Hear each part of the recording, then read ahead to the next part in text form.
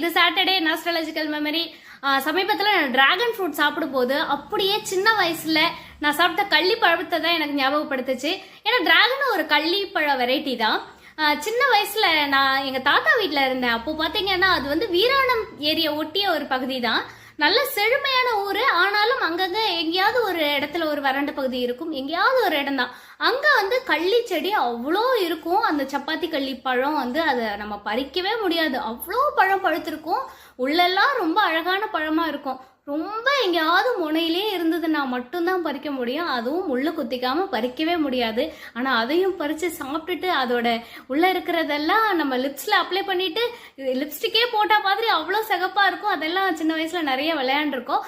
இப்போ சமீபத்துல பார்த்தா யூடியூப்ல கூட நிறைய பேர் அதை பறிச்சு சேல் பண்றாங்க. ஆனா அதெல்லாம் பறிச்சு சாப்பிட்டோமோ இல்லையோ, இந்த அழகி படத்துல வர மாதிரி கள்ளி செடினாலே பேர் எழுதுற பழக்கம் தான் அதிக பேருக்கு இருந்து